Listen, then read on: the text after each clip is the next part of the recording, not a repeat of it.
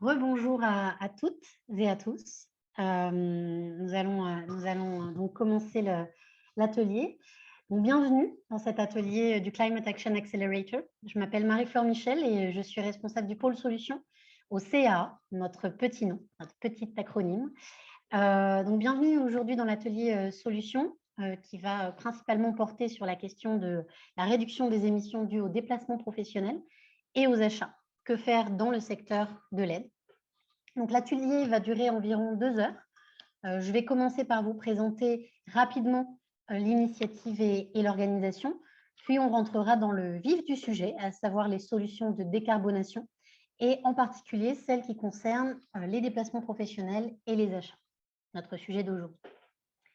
Nous nous diviserons ensuite en 2 petits groupes participatifs, format atelier, un petit groupe qui concernera les politiques d'achat, un autre, les politiques de déplacement.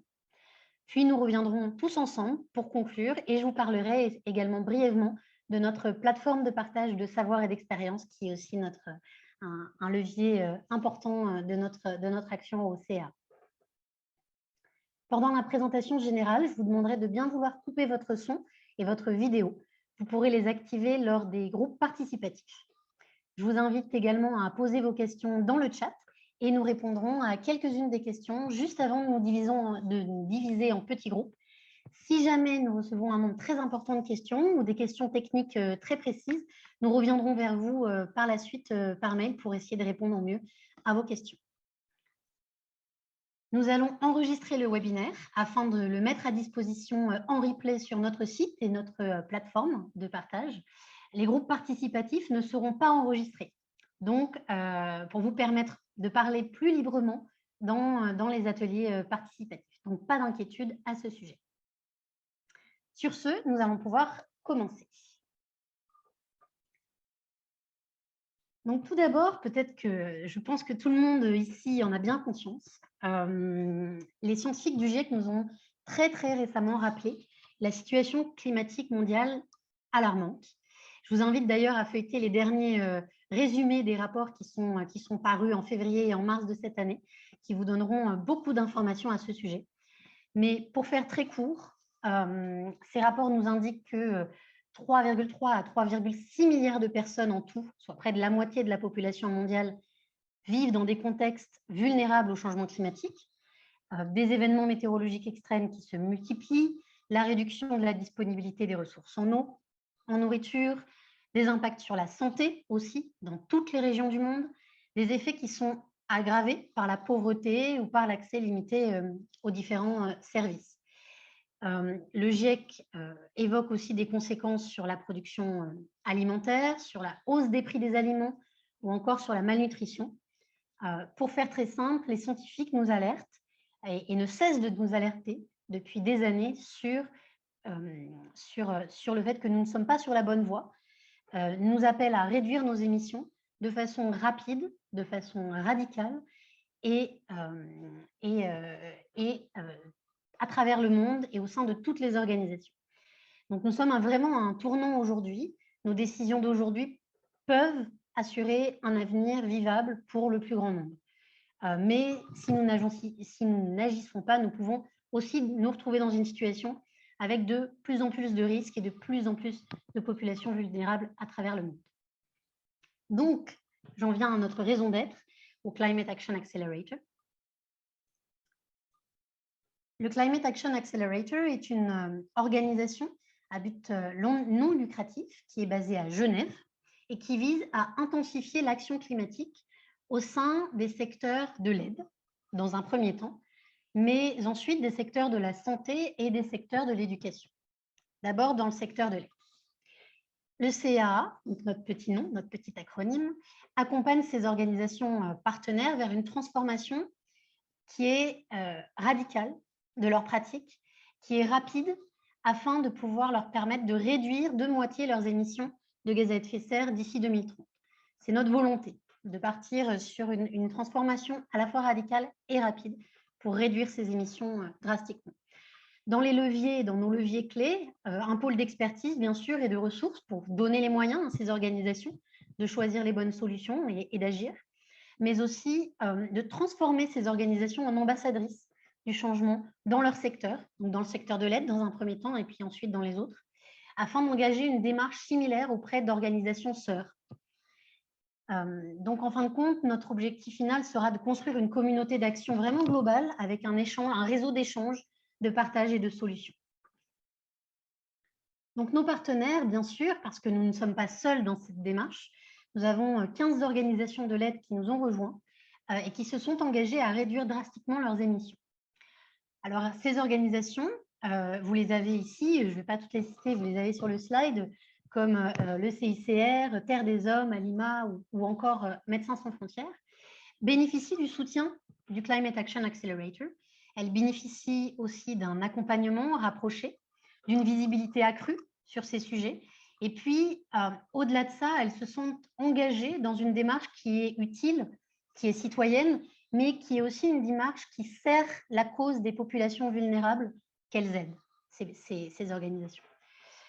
Donc, depuis peu aussi, c'est très récemment, nous sommes devenus un partenaire officiel du Race to Zero, qui est une initiative de la Convention 4 des Nations Unies sur les changements climatiques, afin d'apporter cette vision un peu plus globale et puis transversale avec d'autres secteurs, puisque les solutions que l'on va aborder ici ne sont pas des solutions justes pour le secteur de l'aide. Bien sûr, elles peuvent être aussi appliquées à d'autres. Donc, le cœur de notre action au Climate Action Accelerator est d'accompagner les organisations dans l'élaboration de feuilles de route climatiques et environnementales. Donc, ces feuilles de route, elles leur permettent de fixer des objectifs, de fixer des cibles, d'identifier des actions et puis d'évaluer les trajectoires. Donc, on va voir des exemples. Avant d'agir, la première chose à faire, c'est bien sûr de connaître son empreinte, de savoir là où on émet. Alors, de façon plus ou moins détaillée, bien sûr. Parfois, le détail est très important, parfois il l'est moins selon les organisations. Donc, de savoir quels sont les gros postes d'émissions, d'arriver à identifier ces gros postes d'émissions. Ici, vous pouvez voir deux exemples d'empreintes carbone d'organisations partenaires, des hypothèses encore à ce stade. Un exemple pour DECAF et un exemple pour le CICR. Donc, vous voyez, il y a des niveaux de détail qui sont différents, mais pour autant, l'idée est bien de vous montrer que malgré les différences, les postes d'émission les gros postes d'émission sont très souvent liés au transport et aux achats, dans la grande majorité des cas. Donc, c'est vraiment là où on a notre cœur de cible et c'est d'ailleurs l'une des raisons pour lesquelles on souhaitait aborder ces sujets aujourd'hui. Un exemple un peu plus détaillé, c'est l'organisation Alima. Donc, toujours pareil, il s'agit d'une hypothèse éclairée d'empreinte carbone à ce stade. Vous pouvez voir le niveau de détail qui permet ensuite de cibler vraiment les solutions et les actions clés dans un deuxième temps, afin de pouvoir vraiment rentrer dans l'action assez rapidement. Donc, dans l'ensemble, on voit toujours qu'on reste sur des émissions quand même majoritairement liées aux achats, en jaune ici, et au transport, en vert, avec une très grosse partie, là, 25% sur les déplacements professionnels notamment. De façon générale, la réduction radicale et rapide des émissions s'appuie souvent sur 5 à 10 solutions clés. Alors, ces solutions, elles peuvent changer d'une organisation à une autre, bien sûr, ça dépend du contexte des organisations. Mais en général, il y a vraiment, ça peut se compter sur les doigts d'une main, disons, vraiment les leviers d'action importants d'une organisation. Pour Alima, donc dans ce cas précis d'Alima, 5 grandes solutions ont été identifiées. Le passage du fret aérien au fret maritime, la question des déplacements professionnels, l'efficience énergétique des véhicules, les critères environnementaux d'achat et les énergies renouvelables. Mais encore une fois, ça peut être d'autres solutions pour d'autres organisations, mais souvent, on a quand même un certain nombre de solutions qui sont décisives. Donc, une fois qu'on a bien identifié ces solutions, ensuite, on peut les évaluer et voir quels seraient leurs effets, leurs impacts pour l'organisation. Et donc, ça nous permet d'élaborer des trajectoires de décarbonation et d'avoir l'espoir de pouvoir réduire nettement et rapidement ces émissions. Donc voilà, je vous ai un peu décrit la démarche de feuille de route. Maintenant, on va passer aux solutions, mais c'est vraiment notre démarche importante. C'est toute cette feuille de route en partant de l'empreinte, l'identification des solutions, et puis ensuite l'évaluation pour très vite passer à l'action, qui est quand même la chose la plus importante pour réduire les émissions. Donc, les solutions, le cœur de notre atelier. Donc, on a des solutions, tout un panel de solutions qui sont pertinentes et accessibles aux organisations. Et là, je vais aller plus loin, aux organisations de l'aide en particulier, et qui permettent de réduire les émissions de gaz à effet de serre. Alors là, sur cette liste, ce n'est pas une liste exhaustive, donc toutes les solutions ne sont pas représentées, mais vous avez une bonne idée des grandes solutions, des grandes familles. De là, vous pouvez aller piocher, en tout cas pour réduire à la fois les émissions de gaz à effet de serre, mais aussi réduire l'empreinte environnementale, qui est souvent liée aussi. Donc, dans ces grandes familles de solutions, juste pour vous donner sur le slide précédent, donc on a bien sûr la grande famille des transports, personnes, marchandises, la grande famille des achats, j'y reviendrai un peu après, les énergies renouvelables, les bâtiments, sur la construction, la rénovation, la question des déchets, l'économie circulaire, la question de l'eau, la question des écosystèmes, la question du digital qui prend une part croissante, et puis un certain nombre de leviers transversaux qui sont quand même cruciaux et primordiaux pour s'engager dans des démarches de réduction d'empreinte climatique et environnementale. Donc aujourd'hui, notre focus, c'est sur les déplacements professionnels et les achats. Pourquoi? Donc ce n'est une surprise pour personne, puisque je l'ai déjà abordé juste avant, que les transports et les achats concentrent en général plus de 75% de l'empreinte carbone des organisations de l'aide, des organisations partenaires. Ce sont des impacts forts tant sur le plan climatique, mais aussi sur des questions qui sont liées à la pollution, qui sont liées à l'eau, qui sont liées à l'environnement de façon générale. Donc, ce sont des sujets vraiment cruciaux, des sujets clés. Et puis, il existe des marges de progression. C'est ça qui est aussi important. On n'est pas sur des secteurs où on est coincé et où on peut faire des choses. Donc, la question des transports, on a les transports de marchandises et les transports des personnes. Aujourd'hui, on parlera vraiment des transports de personnes et des voyages d'affaires, des déplacements professionnels. Nous traiterons de la question du fret dans un autre webinaire qui sera dédié. Mais aujourd'hui, on voulait vraiment aborder la question des déplacements professionnels. Et puis, la question des achats qui concernent des produits alimentaires, des produits non alimentaires, des produits médicaux. On a bien voulu séparer puisqu'il y a des spécificités propres sur la question des produits médicaux. Donc on fait cette distinction. Alors, l'impact des achats, voilà, il est sur différentes phases de vie des achats d'un produit. Mais la majeure partie de l'impact carbone, en tout cas des articles non alimentaires, est liée à l'utilisation des matières premières et à leur fabrication, ce qui vous donne un peu une idée des impacts, même si bien sûr il faudra jouer sur l'ensemble des sujets. Donc rentrons dans le vif du sujet maintenant, un peu plus. Cette slide, elle est là pour vous montrer, pour vous donner un peu une vue d'ensemble de l'impact de différentes solutions qu'on a à notre disposition. Alors, attention, cette slide, elle montre des impacts d'actions individuelles. Le travail qu'on fait, c'est surtout au niveau des actions d'une organisation.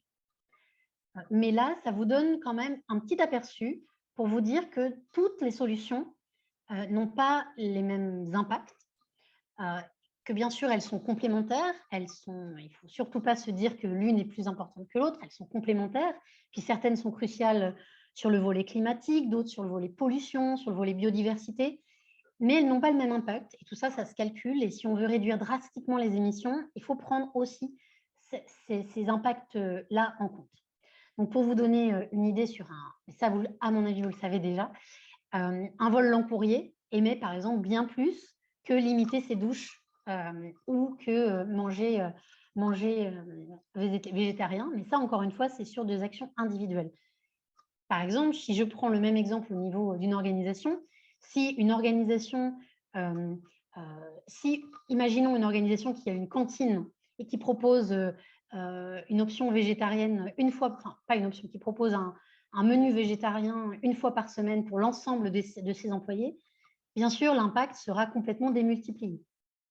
Mais ça vous donne voilà, une idée un peu des hiérarchisations d'actions et d'impact associés. Ensuite, on voulait aussi vous montrer, vous faire un petit focus sur un sujet qui est transversal à nos deux secteurs d'aujourd'hui, le secteur des achats et le secteur des transports. C'est la question de l'huile de palme, mais on pourrait faire le même parallèle avec la question du soja et la question de la canne à sucre. C'est un enjeu qui est vraiment transversal à la question des achats et des transports, puisque quand on parle d'huile de palme, on parle d'huile alimentaire, et puis de produits alimentaires, puisqu'on en a par exemple dans les gâteaux ou d'autres. On parle aussi de produits de nettoyage ou de produits d'hygiène, comme le savon, par exemple. Mais on parle également de biocarburants, qui sont des carburants alternatifs considérés pour réduire des émissions dans le domaine du transport. Donc, nombre de produits contiennent souvent de l'huile de palme, mais aussi du soja ou autres, qui peuvent parfois être liés à un risque élevé de déforestation. Donc, c'est des enjeux qu'il faut avoir bien en tête pour identifier, pour faire des choix sans regret, disons, et pour avoir vraiment des décisions éclairées au niveau des achats et au niveau des déplacements. Donc maintenant, si on rentre dans le sujet des déplacements, tout d'abord, le déplacement des personnes. Donc, je vous ai dit que pour le fret, on aborderait la question du fret dans un autre webinaire. Donc, la question du déplacement des personnes. Cette question, pour la traiter, il faut suivre une logique qui est pareille en se demandant où est l'impact et en hiérarchisant les impacts. Ce qui a le plus d'impact en termes de réduction d'émissions de gaz à effet de serre, c'est la réduction des déplacements. C'est vraiment la réduction. Se déplacer moins, voyager moins. Donc ça, c'est le numéro 1. Ensuite, quand les déplacements sont essentiels, on regarde le mode de transport qui apporte quand même une gamme d'émissions assez diverses. Et puis ensuite, quand un déplacement en avion est essentiel, par exemple quand on veut traverser le Pacifique, bien sûr, on ne peut pas le faire en train. Et là, on peut regarder des modes de transport qui sont un peu plus éco-responsables. Donc, choisir des compagnies ou autres qui sont un peu plus éco-responsables. Donc, si je vais dans le détail un tout petit peu, sur la réduction des déplacements, il y a 2 grands volets. À la fois la question des réunions en ligne. Donc ça, je ne vous apprends rien. C'est vraiment l'expérience Covid qui a appris à la planète entière, ou quasiment à la planète entière en tout cas, la façon dont on pouvait s'entretenir en ligne avec ses collègues ou même avec sa famille parfois. Donc là, l'idée, c'est de remplacer un maximum de rendez-vous, de réunions, de formations, de contributions à des conférences par de la visio. Je vais répondre à une question qu'on me pose souvent, qui est « oui, mais le digital, ça émet quand même beaucoup ». Alors oui, le digital, ça émet, et c'est en croissance, c'est en forte croissance, le secteur du digital.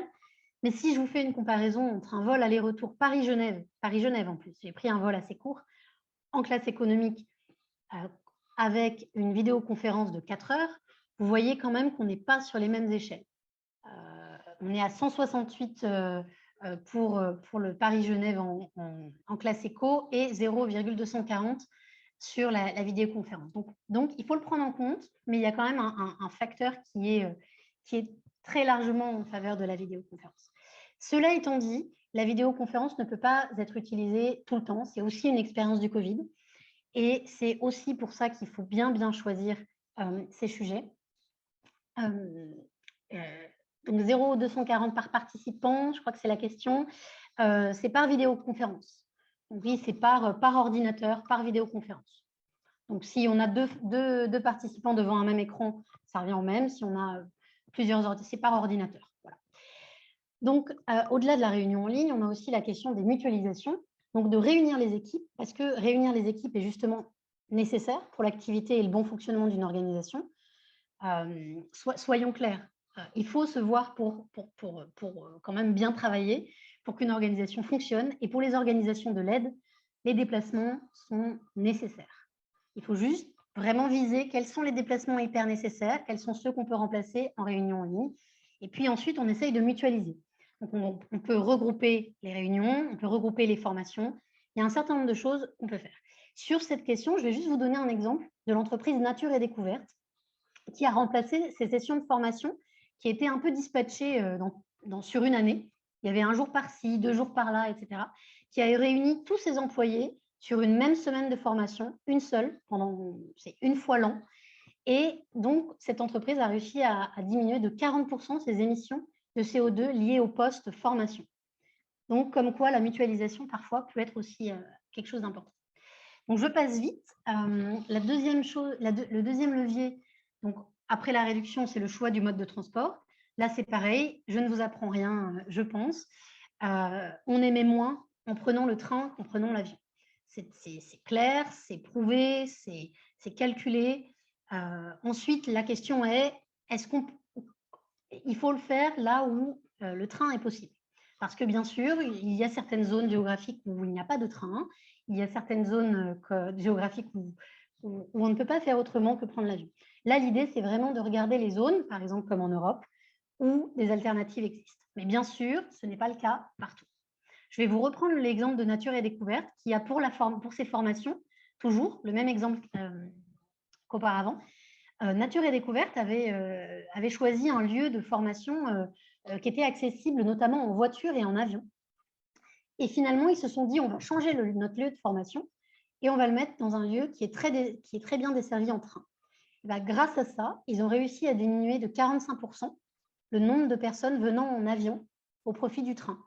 Donc c'est pareil, ça se fait en fonction des contextes, ça se fait en fonction des organisations, mais il y a des choses qui sont possibles. Et puis le troisième levier, qui est le dernier, donc quand on voyage en avion, c'est de voyager plus responsablement, disons. Donc de choisir des classes économiques, puisque les classes éco émettent 3 fois moins de CO2 que des classes affaires, 9 fois moins que des premières classes. Donc on peut avoir des politiques assez claires et assez intransigeantes, disons, sur cette question de classe économique si on veut réduire les émissions. On peut aussi prendre des vols directs, des vols sans escale, puisque la grande majorité un avion consomme plus au décollage. C'est l'effet de la gravité. Donc, plus on évite les décollages, mieux c'est. Et puis, des vols directs. Et puis, selon les compagnies aériennes, toutes les compagnies aériennes n'ont pas la même démarche par rapport à la décarbonation. Certaines sont très impliquées. Certaines, par exemple, renouvellent leur flotte d'avions pour avoir des avions plus efficients en carburant. Certaines ont des politiques de roulage au sol qui se font tracter par des petits véhicules électriques dans certains aéroports. Certaines vraiment réduisent considérablement le poids. Voilà. Et puis, certaines compagnies aériennes, encore une fois, essayent d'acheter des carburants alternatifs. Alors, tous les carburants ne se valent pas, encore une fois, mais voilà, font ces démarches climatiques importantes. Donc, il y a aussi tout un travail à faire de ce côté-là. Si je passe maintenant, si je regarde si... Alors, les émissions de trains à grande vitesse sont-elles les mêmes que les émissions de trains régionaux? Alors, donc non, les chiffres que je vous ai montrés, c'est vraiment des moyennes. Ce ne sont pas les mêmes. Et également, je vais aller au-delà. Les émissions, selon les pays, l'électricité qui est utilisée est produite de façon différente. Parfois, l'électricité est produite avec des énergies renouvelables, du nucléaire. Parfois, c'est produit à partir d'énergies fossiles. Donc, il y a quand même des différences entre le train à grande vitesse, pas à grande vitesse, et puis le train dans certains pays. Mais de façon, quand même, si on fait une moyenne, le train est quand même très, très, très, très clairement moins émissif que l'avion, quand on fait une grosse moyenne. Voilà.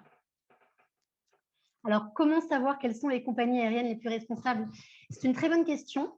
Le CA lui-même ne développe pas ces comparaisons, mais il existe des comparaisons que nous allons mettre à disposition dans nos boîtes à outils sur notre plateforme de partage, qui sont faites par d'autres organisations, donc par exemple des ONG sur les questions du transport et de l'environnement, qui ont développé des comparatifs, des comparaisons entre compagnies aériennes selon les différents critères que je vous ai énoncés juste auparavant. Et nous mettrons ces liens vers ces comparatifs dans notre boîte à outils sur notre plateforme de partage. Mais ce n'est pas le CA qui développera ces comparaisons. Maintenant, si je passe à la question des achats. Alors, la question des achats. Donc, pour vous donner une vue d'ensemble, il y a plusieurs éléments cruciaux qui sont imbriqués, qui s'imbriquent les uns aux autres. Donc, on a la question de l'achat d'alternatives bas carbone, trouver des alternatives moins émissives, très clairement. On a la question des critères environnementaux, donc d'inclure des critères environnementaux dans les contrats, parce que pour l'instant, les contrats sont souvent accordés en fonction de gages de qualité ou en fonction de prix. Eh bien, on peut aussi inclure très clairement des critères environnementaux dans ces contrats. Et puis, on a la question de l'engagement des fournisseurs, puisqu'il y a toute une démarche vraiment de long terme et de façon très constante que l'on peut avoir avec les fournisseurs pour qu'il y ait de plus en plus d'engagement sur certains produits et puis même de façon globale des fournisseurs. Donc, c'est ces trois éléments-là qui sont clés sur la question des achats. Si j'aborde tout d'abord la question des alternatives bas carbone. Donc, là-dessus, la priorité, c'est d'avoir un état des lieux de vos achats. Donc, de savoir quel est l'impact carbone des produits que vous achetez aujourd'hui. D'identifier quels sont les produits très émissifs et quels sont les produits que vous achetez en grande quantité. Puis ensuite, prioriser. Parce qu'il faut être très réaliste, il ne sera pas possible, comme ça, du jour au lendemain, de couvrir la centaine, voire même le millier d'articles de produits que vous pouvez acheter. Non, il faut bien sûr prioriser. Et il vaut mieux partir sur quelques-uns et puis ensuite augmenter au fur et à mesure. Donc, on cible les produits très émissifs et les produits qu'on achète en grande quantité. Ensuite, on peut identifier les produits alternatifs qui sont moins émissifs. Alors, moins émissifs, ça veut dire plusieurs choses. Soit par rapport à la production. Donc, par exemple, on peut remplacer du riz, qui peut être très émissif, par d'autres céréales qui sont moins émissifs en gaz à effet de serre. On peut aussi parler de l'utilisation. Donc, on a des alternatives, par exemple, où si on utilise des fours de cuisson, on peut réduire énormément la quantité d'énergie et notamment de bois qu'on utilise jusqu'à 80%. Donc là aussi, on a des alternatives qui peuvent être de cet ordre-là. Ensuite, on peut considérer un fournisseur ou un pays d'approvisionnement qui propose des équivalents, donc des produits similaires et moins émissifs. Je vous donne par exemple, on peut fabriquer un même produit en utilisant une énergie qui peut être renouvelable ou qui peut être d'origine fossile. Selon l'énergie utilisée, eh bien, le produit final n'aura pas la même empreinte carbone. Et donc ça peut avoir un impact et il peut y avoir des façons de vérifier vérifier l'empreinte carbone des produits et des équivalences et de trouver des équivalences de produits chez certains fournisseurs ou dans d'autres pays qui sont moins émissifs. Et puis enfin, ma collègue Sonia vraiment abordera cette question dans les groupes participatifs, la question des achats. Mais enfin, bien sûr, avant de prendre des décisions qui impacteront l'ensemble de votre organisation et qui impacteront aussi vos budgets, parfois, avant de prendre des décisions importantes, demandez une empreinte carbone du produit alternatif que vous considérez ou demandez une analyse du cycle de vie. Ça va vous permettre d'éclairer votre décision pour être bien sûr que les choix que vous faites sont sans regret. Voilà. Ensuite, on passe aux critères environnementaux d'achat. Donc, sur l'attribution des contrats, comme je l'évoquais juste avant, afin au-delà de la question de la qualité et de la question du prix, on peut inclure des règles, des spécificités, des critères environnementaux dans les contrats.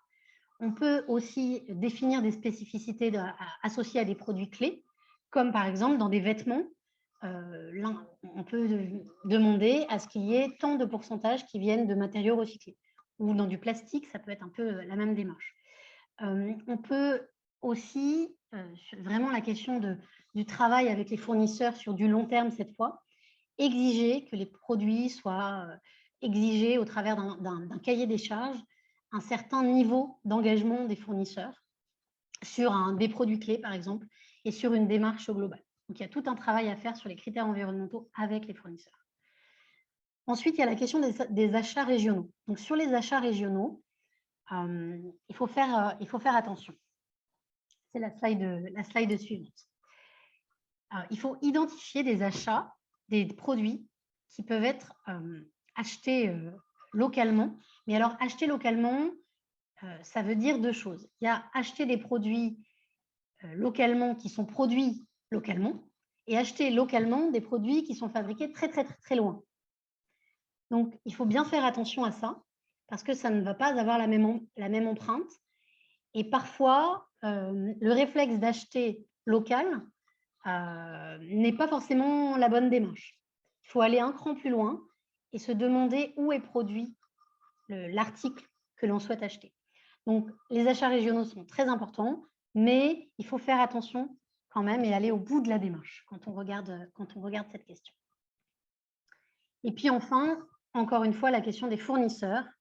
Donc là, souvent, ce qui marche bien, c'est d'arriver à mettre en avant ces fournisseurs très souvent, de façon publique, mettre en avant les bons exemples, les fournisseurs qui s'engagent au maximum dans des démarches de décarbonation, dans les réseaux sociaux, dans des rapports, vraiment les mettre en avant parce que ça les aide.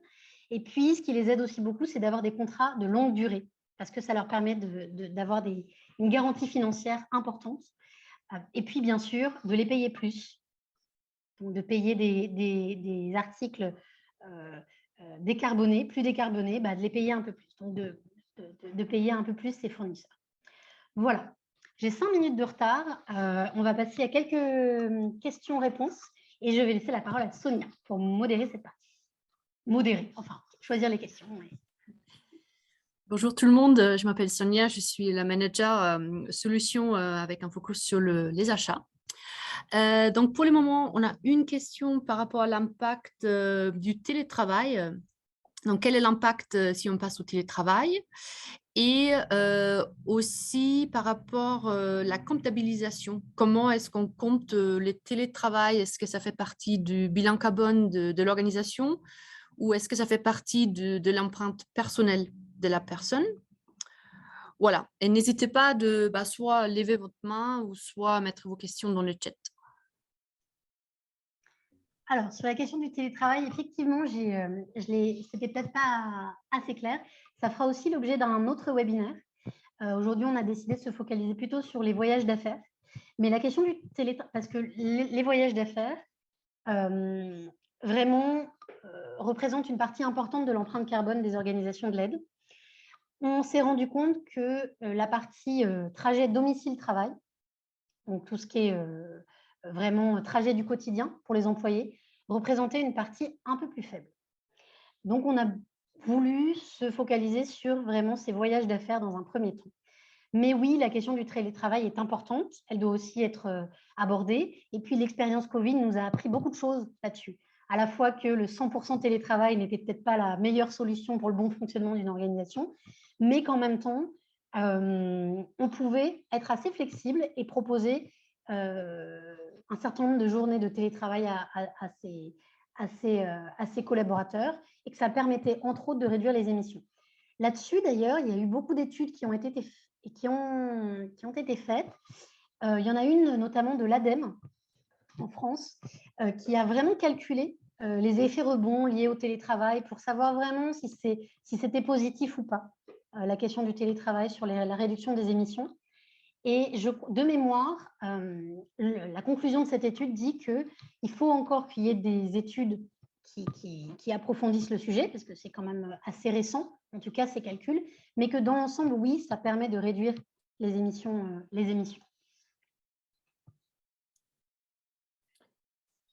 Est-ce qu'il y a des autres questions? N'hésitez pas non plus de parler, soit de parler, soit de mettre vos questions dans le chat.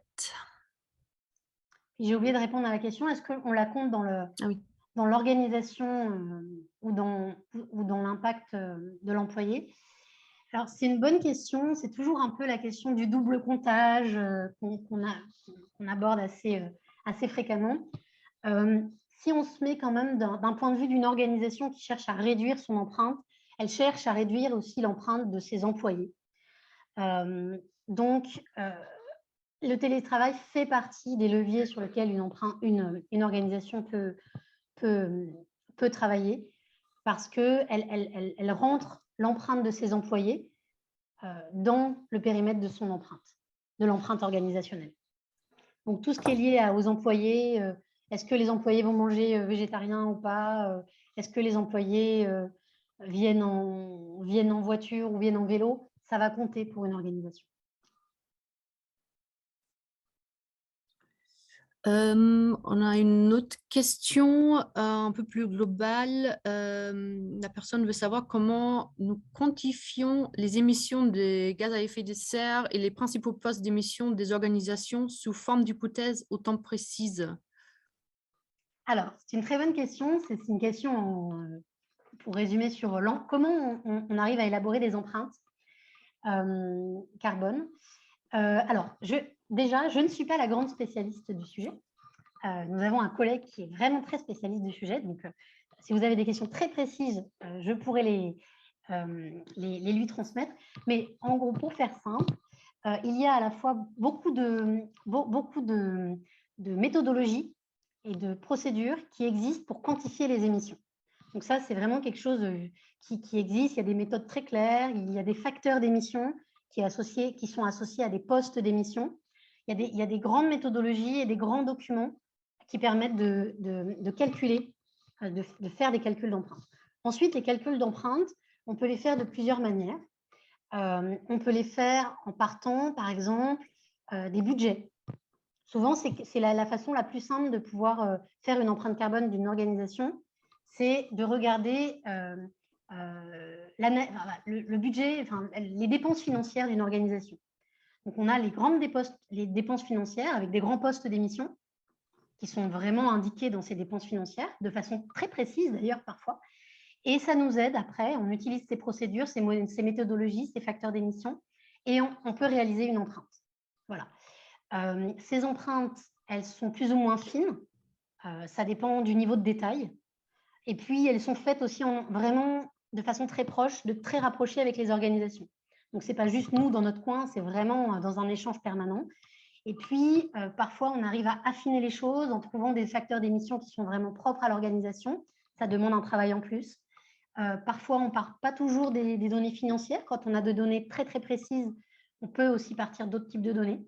Mais voilà, j'espère que ça répond à la question. Ensuite, il y a une question concernant les achats et le choix des fournisseurs moins émissifs. Nous restons des petits acteurs. Comment réussir à les convaincre d'avoir des process plus verts et surtout vérifier qu'on ne nous mène pas en bateau? Je veux prendre la question. Je comprends, c'est pas évident si on n'a pas un énorme pouvoir d'achat. Je pense que c'est là aussi où tout le démarche du Climate Action Accelerator devient très important, de parler d'une voix et de vraiment faire basculer un secteur entier pour justement que ce ne soit pas qu'une ou deux organisations, mais que ce soit les secteurs entiers qui fassent ce demande auprès des fournisseurs. Je pense, voilà. Une autre question par rapport aux déplacements domicile-bureau. Même si ces déplacements sont pris en compte dans le bilan carbone d'une organisation, les leviers d'action sont potentiellement faibles car ces temps de trajet ne sont pas comptés comme temps de travail. L'employeur n'a pas donc autorité ou légitimité pour demander à ses employés de faire du covoit, d'opter pour les véhicules. Seules des mesures incitatives sont possibles. Oui, effectivement, il n'a pas forcément l'autorité ni la légitimité. Et puis, ce n'est pas à lui de dire à ses employés comment il doit faire les choses, comment il doit se rendre au bureau, bien sûr. Mais il y a vraiment un volet incitatif qui est très important. Il y a la partie connaissance, donc informer ses employés par exemple, de la réduction d'émissions qui peut être associée à tel ou tel choix. En Europe, on commence à être bien informé sur le sujet, mais ce n'est pas le cas partout. Mais il y a aussi des leviers incitatifs autres, ça peut être des leviers financiers, financer à 50% par exemple une carte de transport en commun. Certains pays le font, mais certains d'autres pays ne le font pas. Et alors, du coup, des employeurs prennent le relais et le proposent parfois. Voilà, c'est vraiment une démarche d'incitation et de sensibilisation des employés. Beaucoup. Ensuite, une question encore une fois par rapport les fournisseurs. Donc, est-ce que nous allons travailler sur une liste de fournisseurs validés au niveau international, à un niveau plus local par pays? Pour l'instant, ce n'est pas quelque chose qui est prévu, que ce soit notre organisation qui valide un certain point de vue des fournisseurs. Il y a des organisations externes, indépendantes, qui font ce genre de démarche, par exemple, qui valident les cibles de décarbonisation des organisations. Il y a aussi une partie pour les small and medium enterprises. Donc voilà, il y a des organisations indépendantes externes et on en parlera un peu lors de l'atelier sur les achats. Et il suit une autre question par rapport aux achats. N'y a-t-il pas lieu aussi de discuter, négocier avec les bailleurs également sur les procédures d'achat, suivant les ONG sont contraintes de prendre l'offre la moins disante ou en tout cas les facteurs prix est prépondérant. Quelles seront les solutions? C'est une question super pertinente.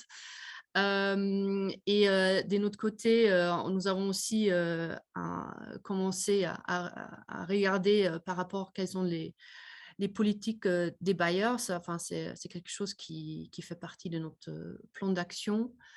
Donc voilà, c'est certainement un volet d'action qui est très important aussi d'influencer les bailleurs. Je ne sais pas si Marie-Flore, tu veux ajouter quelque chose ou voilà. Là-dessus, effectivement, tout le travail avec les bailleurs est important. Et d'ailleurs, on voit de plus en plus que dans les bailleurs multilatéraux comme les bailleurs bilatéraux, il y a de plus en plus de demandes de ces bailleurs de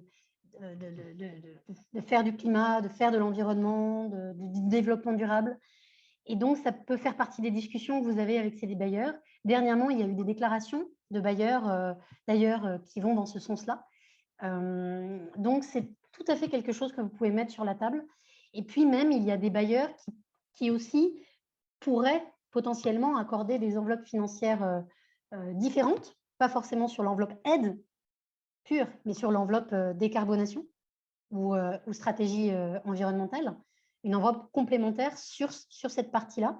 Alors parfois, ce n'est pas les mêmes services, ce n'est pas les mêmes départements au sein de ces bailleurs multilatéraux ou bilatéraux, mais c'est aussi quelque chose qui peut être intéressant de la part des organisations de l'aide.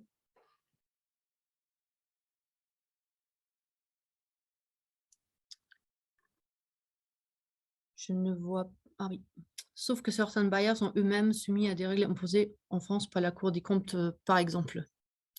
Il y a tout un écosystème à changer, effectivement.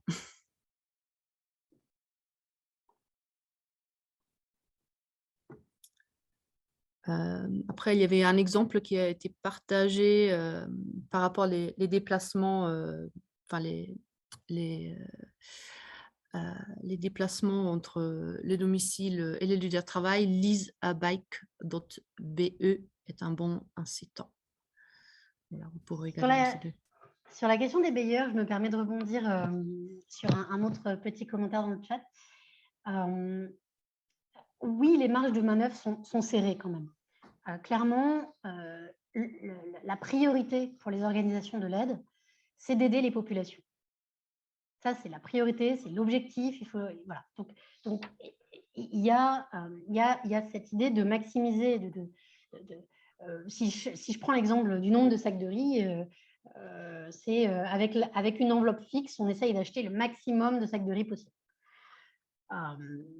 Et puis, il y a les bailleurs qui, comme cela a été très bien dit dans le chat, ont des règles imposées. Sur certains projets, sur certaines démarches de décarbonation, par exemple, si je vous donne l'exemple des panneaux photovoltaïques, certaines organisations de l'aide vont avoir des démarches dans ce sens-là, vont mettre en place des panneaux photovoltaïques dans certaines régions, vont vouloir aller dans cette démarche-là. Eh ben, il y a une possibilité de diversifier les bailleurs vers lesquels on se tourne pour arriver à trouver des fonds pour financer ces démarches. On peut aller vers des bailleurs qui ne sont pas souvent les bailleurs qui financent les organisations de l'aide, mais qui financent du photovoltaïque. Et donc, alors c'est une démarche qui est du coup un peu plus complexe, ça demande peut-être de faire vraiment du travail de recherche et d'aller gratter pour voir quels sont les bailleurs qui financent quoi. Mais selon les projets que vous avez, des bailleurs sont intéressés pour financer certaines grosses démarches, par exemple les énergies photovoltaïques. Et je ne doute pas que ce soit le cas dans d'autres sujets également. Mais effectivement, il y a quand même des grosses contraintes à la fois budgétaires et à la fois sur maximiser l'aide qu'on apporte. Mais cela étant dit, on peut quand même trouver des solutions en matière de financement.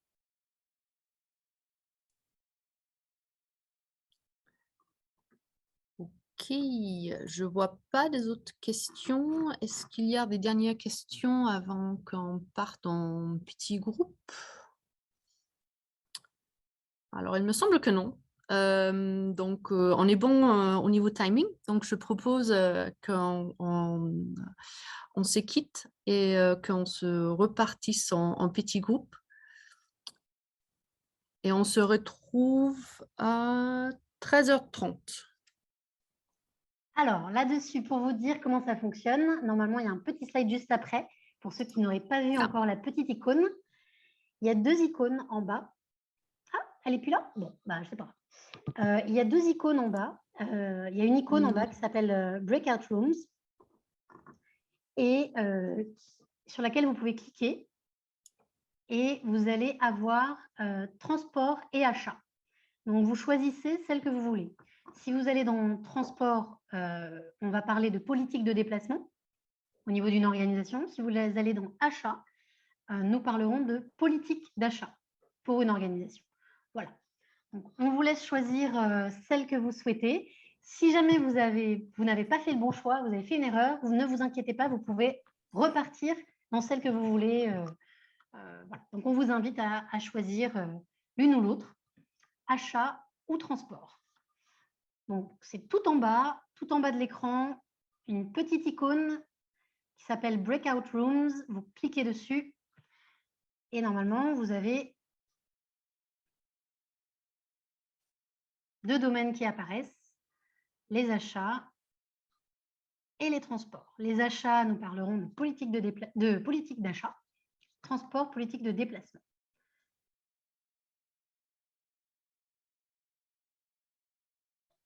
Je laisse aux derniers participants, je les laisse choisir un petit peu.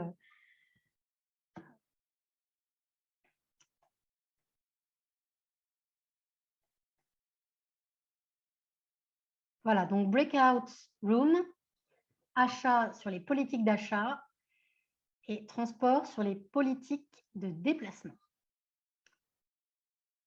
Voilà. Je rejoins maintenant le Breakout Room sur les politiques de déplacement et j'invite les derniers participants qui n'ont pas encore rejoint de groupe à le faire prochainement. Donc, c'est tout en bas, il y a une petite icône Breakout Room sur laquelle il faut cliquer. Tout en bas, Breakout Room, politique de déplacement en transport ou politique d'achat sur achat. À tout de suite.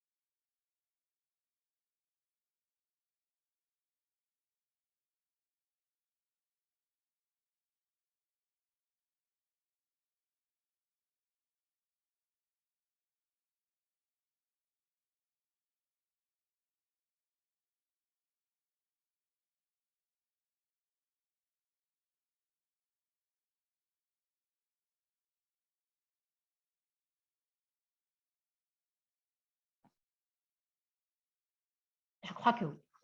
Alors, donc, je vous propose, donc merci beaucoup pour tous ces échanges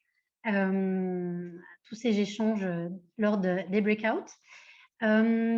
J'aimerais, avant qu'on fasse juste un petit retour, enfin non, d'abord on va faire le retour, et puis ensuite je vous montrerai une slide qu'on a oublié de vous montrer juste avant pour insister sur quelques points. Mais donc là, c'est le moment de faire un petit retour sur ce qui s'est passé dans les breakout rooms, et je propose que l'on commence par la partie achat. Est-ce que le secrétaire veut bien nous résumer en 5 minutes? Ce sera donc moi, la secrétaire. De notre côté, nous avons discuté d'un exemple très concret qui est l'exemple de la feuille de route du NHS, National Health Service, au Royaume-Uni, et notamment de leur trajectoire pour la décarbonisation de leurs fournisseurs. Comme pareil pour les NHS, la partie achat fait plus de 60% de leurs émissions totales.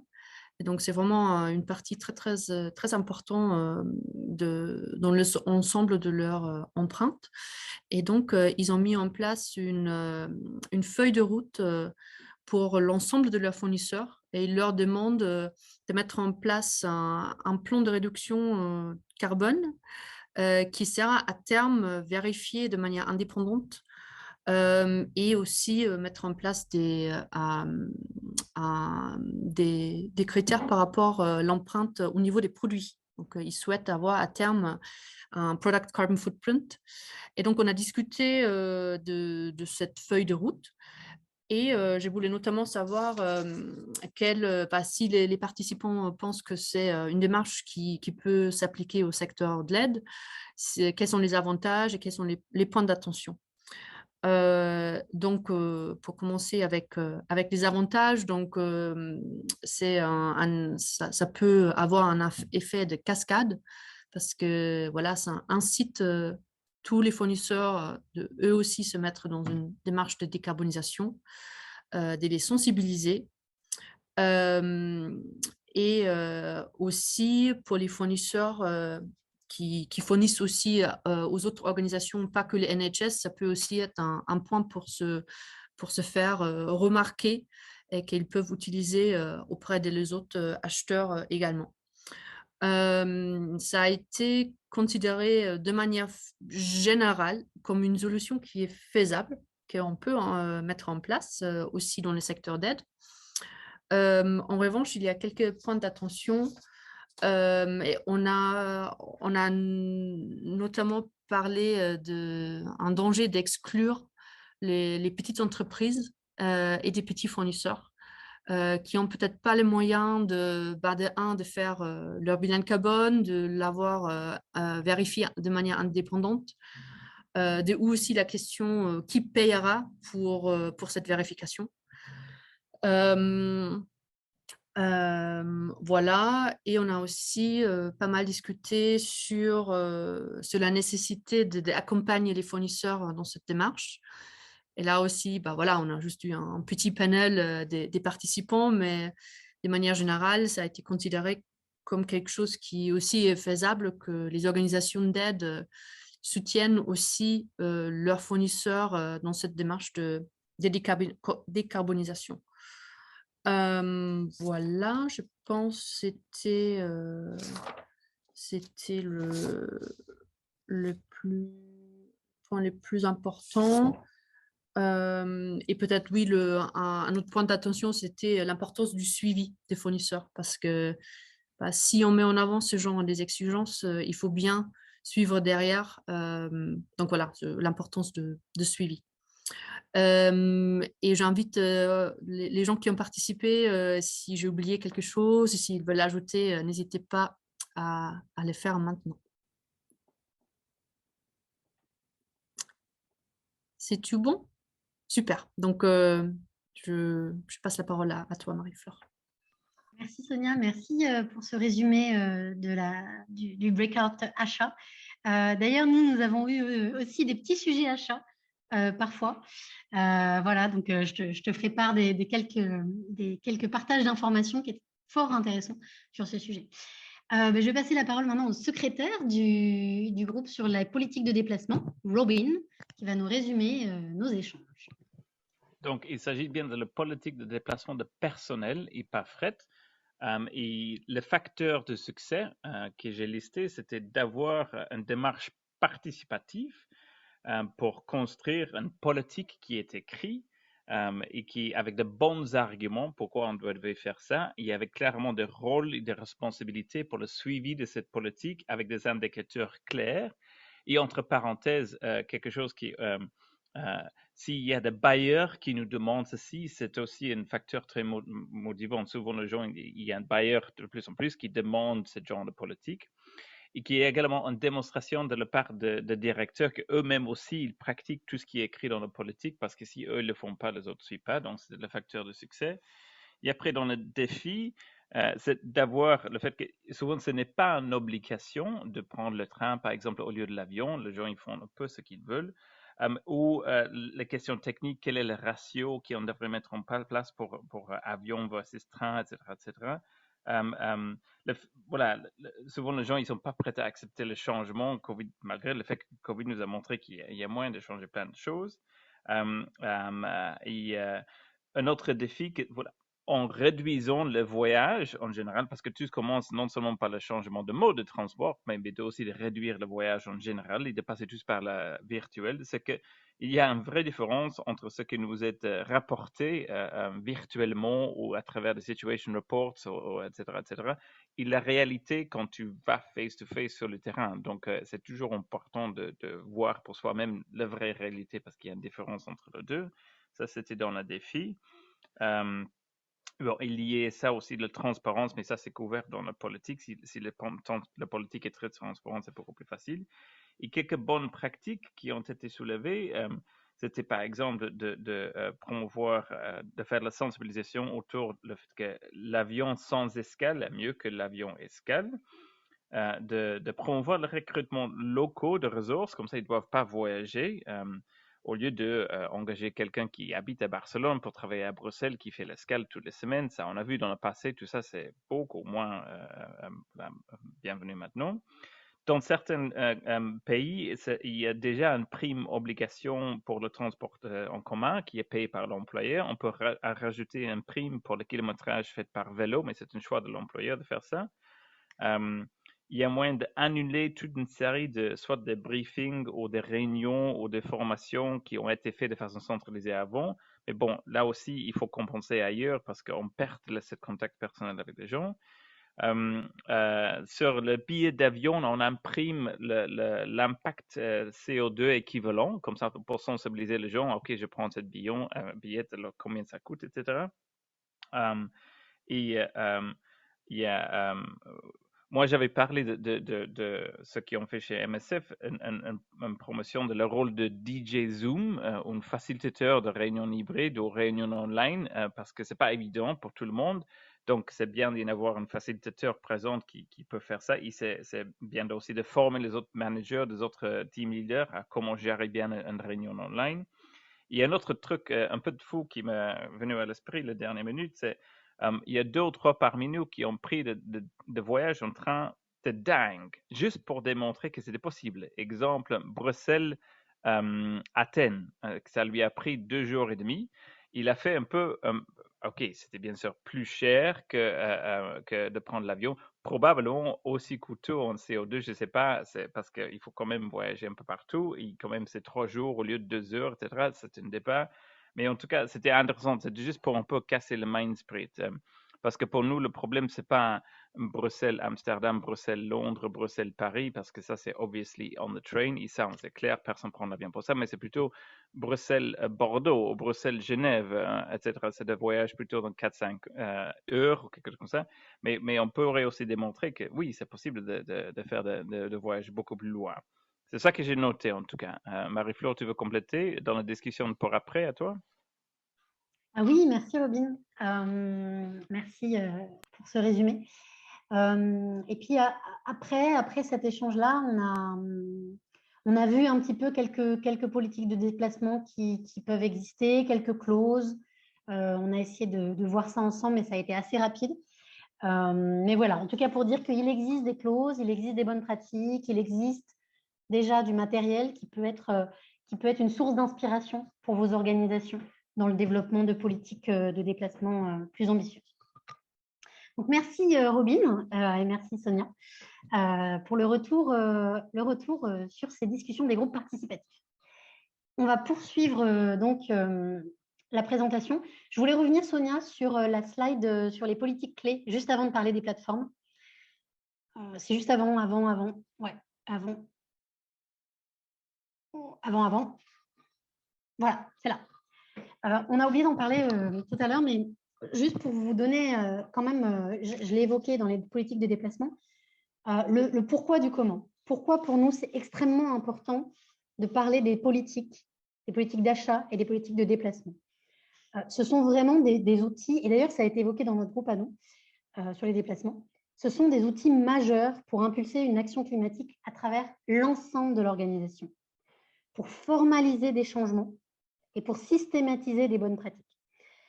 Ces outils, ces politiques, elles fixent des règles, elles fixent des cadres clairs, des cadres communs à l'ensemble du personnel. Elles généralisent aussi parfois des actions qui sont déjà prises par des individus ou par des départements, et ça permet de les mettre en avant aussi. Et donc, ça apporte de la transparence, de l'équité, un sentiment d'appartenance à une démarche de décarbonation, et puis de l'amplification, bien sûr, puisque c'est à l'échelle de l'organisation. Donc, c'est pour ça que pour nous, le point majeur, pour vraiment impulser un changement radical dans vos organisations, c'est de développer des politiques de déplacement et d'achat assez ambitieuses. Et ensuite, bien sûr, de développer ou d'ajuster les outils qui doivent bien sûr être associés à ces politiques, mais vraiment, les politiques sont vraiment des enjeux majeurs pour vos organisations. Voilà, c'est la seule chose que je voulais dire avant de continuer la présentation en vous parlant d'un autre sujet qui est absolument crucial pour nous au Climate Action Accelerator, c'est la plateforme de partage. Partage de savoir et partage de connaissances. Pourquoi ? Parce que on a dans l'idée un effet domino, une amplification de l'impact et une sorte de dissémination des solutions au sein du secteur de l'aide pour que l'impact soit plus important. Pour faire ça, on va lancer une plateforme de partage en juin sur laquelle il y aura des solutions, des retours d'expérience, des bonnes pratiques, un réseau avec les différents partenaires qui sont engagés avec le CA sur ces démarches. Voilà, l'idée, c'est vraiment d'avoir un effet d'entraînement et d'avoir du savoir et des expériences à disposition. Slide suivante, s'il te plaît. C'est un peu ce que j'ai dit là, rendre accessible au plus grand nombre les solutions, partager les solutions, apprendre les uns des autres, s'apporter un soutien mutuel entre les organisations de l'aide et même médicales, mais voilà, s'apporter du soutien mutuel, des partages d'expériences, parce que c'est là-dessus qu'on arrivera à amplifier l'impact et à être un peu plus efficace aussi dans notre démarche. Donc la plateforme, elle sera lancée en juin et elle ressemblera à ça. L'idée, c'est d'avoir toutes les cartes en main pour réduire les émissions d'ici 2030. Donc, à la fois des solutions, mais aussi des acteurs. Il y aura aussi les événements. Voilà, il y aura plusieurs choses. Et voilà à quoi ça va ressembler. En termes d'information, donc à la fois des solutions sous forme de cartes à jouer, une communauté de partage, donc avec qui s'appuient sur des organisations partenaires, comme celle que vous avez là, CICR, Alima, TDH, mais ça grossit déjà beaucoup. Et puis l'approche, la stratégie d'entraînement, d'amplification, et puis il y aura aussi les événements, les webinaires, les formations, les choses comme ça. En termes de contenu, on aura des fiches solutions pour approfondir des sujets en détail, comme par exemple les classes économiques, mais avec beaucoup d'autres fiches solutions sur tout un tas de sujets. Des articles qui permettent d'aller plus loin dans une expérience réussie, comme celle d'MSF sur le passage du fret aérien au fret maritime, pour comprendre un peu mieux la démarche d'une organisation qui l'a déjà fait. Et puis d'autres données, des documents utiles, des outils, comme les outils qu'on a mentionnés tout à l'heure dans la présentation générale sur les compagnies aériennes. Voilà, ce type de contenu. Sur une fiche solution, on pourra retrouver un descriptif du sujet, des enjeux, des chiffres clés, des données, des actions clés, des outils clés, des exemples d'expériences réussies, ce type d'informations. Donc, comme je vous l'ai dit, elle sera lancée en juin, cette plateforme de partage. On est vraiment dans un esprit inclusif et collaboratif au Climate Action Accelerator, comme vous l'avez compris. Donc, n'hésitez pas à nous faire part de vos besoins, parce qu'on est vraiment là dans l'idée d'amplifier l'impact dans le secteur de l'aide, donc il faut qu'on soit au plus proche de vos besoins. N'hésitez pas à nous faire part de vos solutions, celles qui marchent déjà, de vos retours d'expérience, des défis que vous avez dû surmonter. On sera ravis de pouvoir apprendre et on sera ravis de vous soutenir. Et puis enfin, donc c'est dans la même lignée, on est ouvert aux suggestions et on est ouvert aux propositions. Et aussi, on travaille avec des bénévoles qui croient en notre démarche, qui ont une valeur à ajouter parce qu'ils ont beaucoup d'expérience dans tel ou tel domaine, beaucoup d'expertise, beaucoup de connaissances. Donc, ces bénévoles donnent quelques heures pour écrire un article, pour faire des recherches, pour nous aider sur la communication, plein de sujets différents. Donc, n'hésitez pas à vous rapprocher de nous si vous êtes intéressé ou que vous connaissez des gens qui sont intéressés pour faire un peu de bénévolat avec nous sur ce sujet. Voilà, donc nous arrivons à la fin de ce webinaire. Nous sommes même un petit peu en avance. S'il y a quelques questions dans le chat, on peut encore y répondre. On a 5 minutes. Je regarde, je me tourne vers Sonia. Est-ce qu'il y a encore des questions dans le chat auxquelles on n'a pas répondu? Pas du tout. Non? Non. Eh bien, très bien. Donc, je vais vous laisser là. Je vais vous remercier pour votre attention, pour être resté pendant 2 heures, pour avoir bien participé lors des groupes. Si vous avez d'autres questions, n'hésitez pas à vous rapprocher de nous. Il y a un mail ici qui est vraiment le mail que vous pouvez utiliser pour vos questions. N'hésitez pas à aller sur notre site web, sur notre LinkedIn, sur notre Instagram, je crois qu'on a aussi. Voilà, il y a plusieurs réseaux sociaux. Enfin, voilà, vous pouvez nous suivre de façon différente. Et surtout, on est vraiment dans une démarche inclusive. Donc, n'hésitez pas à venir vers nous et à nous poser des questions et nous faire part de vos besoins. Voilà. Merci beaucoup. Cette présentation sera disponible en replay si jamais d'autres organisations sœurs ou d'autres collègues souhaitent la revoir plus tard. Voilà. Merci beaucoup et puis à bientôt. Merci aux collègues qui ont contribué. Merci aux collègues. Merci à Sonia, merci à Cory, merci à Pierre, merci à Estelle, merci à Zanika, merci à Carmen, merci à tous les collègues qui ont contribué sur l'atelier. Merci beaucoup.